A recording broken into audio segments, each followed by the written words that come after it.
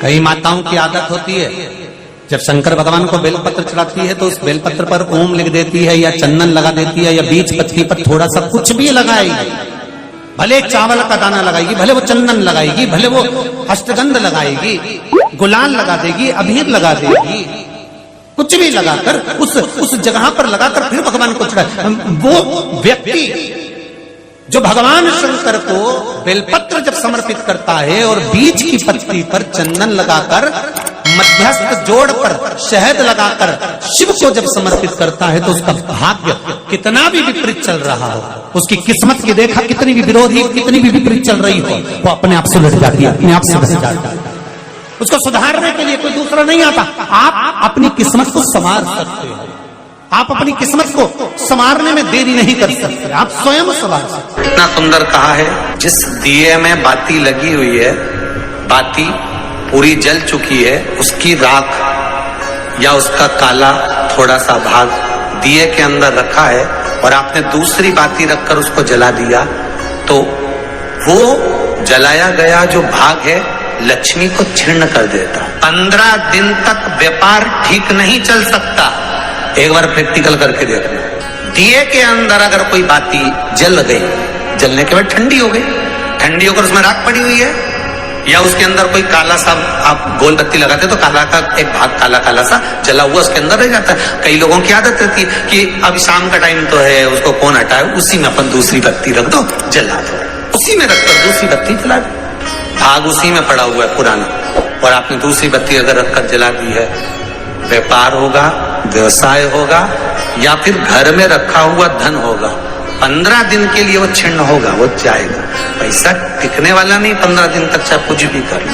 कई लोग कहते भी होंगे कि हमारी दुकान तो 8 दिन तो अच्छी चलती, 8 दिन के बाद नया क्या हो जाता है, 15 दिन अच्छी चलती, 15 दिन के बाद नया जाने क्या हो जाता है। तो उसमें गलती ढूंढो कि हम गलती क्या कर रहे हैं। ये तो व्यापार तो अच्छा चल रहा है, ग्राहक भी आ रहे हैं, सब कुछ होता है। जब 15 दिन ग्राहक आते हैं तो 15 दिन क्यों नहीं आते, 8 दिन ग्राहक आते हैं तो 8 दिन क्यों नहीं आते, उसके पीछे तुम्हारा कोई कारण होगा। फिर अपनी गलती को ढूंढो कि हमारी गलती क्या हो। या तो बहू है या सास या घर में रहने वाला कोई व्यक्ति या घर के बच्चे दिए में दिया रखकर जला देते, मतलब उस बाती को फिर रखकर जला दिया, तो अब उसको तो तुम्हें भोगना है। अब उनको नहीं मालूम कि गलती क्या हो रही, गलती अपन कर रहे। कितना सुंदर संवाद है वहां, बहुत ध्यान दीजिएगा जरा।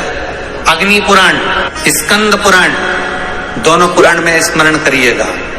कार्तिक खंड स्कंद पुराण का पढ़िए और अग्नि पुराण का भाग पढ़िए। बेलपत्री का पेड़ हो, पीपल का पेड़ हो, बड़ का वृक्ष हो, चाहे आंवले का वृक्ष हो, चाहे घर मंदिर से बाहर जाकर, अर्थात घर से बाहर जाकर, मंदिर से बाहर जाकर खुले में अगर आप कोई दिया जला रहे हो, दीप प्रकट कर रहे हो, तो उसमें इतना घी इतना तेल मत डालकर जलाना कि दिया ठंडा हो जाए और तेल और घी उसमें पड़ा की पड़ा रह जाए। कई बार आपके साथ में भी हुआ होगा, आप दशा माता की पूजन करने गए हो या पीपल की पूजन करने गए हो या वृक्ष की पूजन करने गए, आंवले की पूजन करने गए, बेलपत्री का पूजन करने गए, तुमने तो दिए में घी डाल लिया ज्यादा, बत्ती भी लगा दी तुमने और इस भाव से लगाई कि जलेगा थोड़ी देर तक, और मालूम पड़े तुम्हारी पूजन हुई, हवा का वेग आया, दिया ठंडा हो गया और उसमें घी पड़ा रह गया, उसमें तेल पड़ा रह गया। महाराज, जिस व्यक्ति ने दिया लगाया,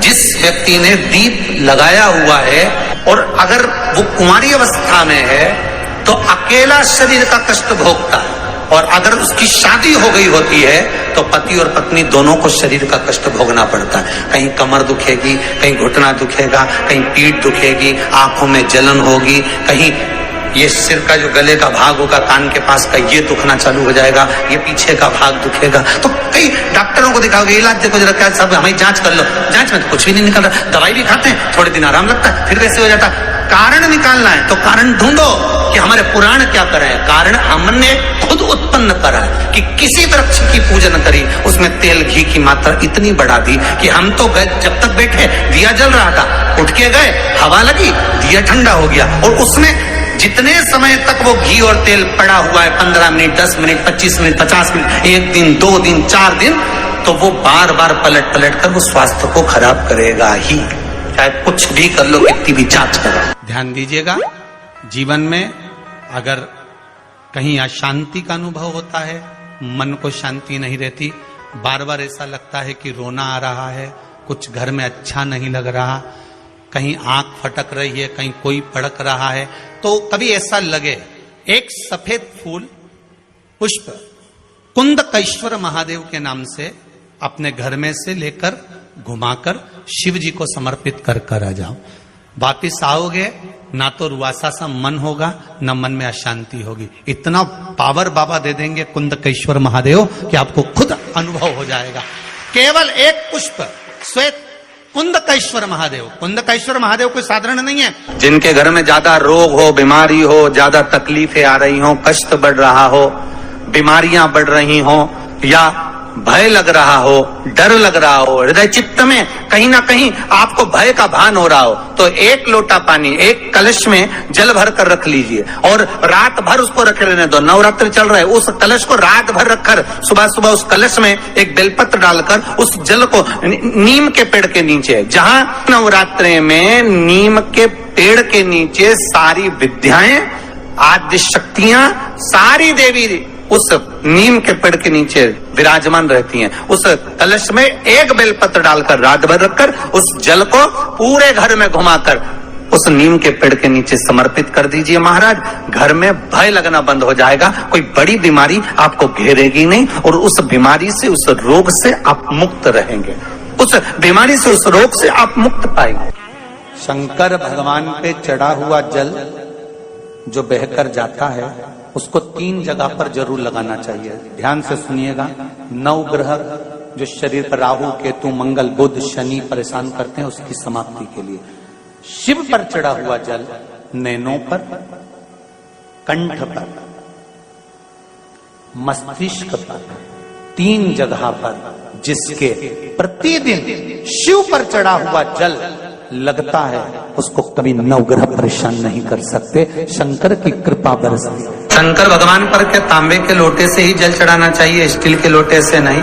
प्रयास करा करो तांबे के लोटे से जल चढ़े, कि तांबे का लोटा जिसका मुख छोटा हो, गला लोटे का मुख छोटा हो, ऐसे लोटे से जब हम भगवान का अभिषेक या पूजन करते हैं तो उससे बीमारी समाप्त होती है, रोग छिन्न होता है। तांबे के लोटे से शंकर भगवान को दूध चढ़ाना चाहिए, नहीं चढ़ाना चाहिए। शास्त्र कहता है तांबे के लोटे से दूध चढ़ाने से पूत छिन्न होता है, इसलिए तांबे के लोटे से दूध ना चढ़ाए। अगर दूध चढ़ाना है तो स्टील का पात्र ले लें, चांदी का पात्र ले लें, आदि दूसरे पात्र ले लें, पर तांबे के पात्र से दूध ना चढ़ाए। शिव महापुराण में एक बात अच्छी लिखी है और स्कंद पुराण में भी लिखी है कि यदि तुलसी और बेलपत्र, क्या क्या चीज, तुलसी और बेलपत्र बिना नहाए स्पर्श नहीं करना चाहिए। अगर बेलपत्र की पत्तियों को भी तोड़ना है, उतारना है, तुलसी के दल को भी उतारना है तो बिना नहाए ना उतारे। स्नान कर लिया हो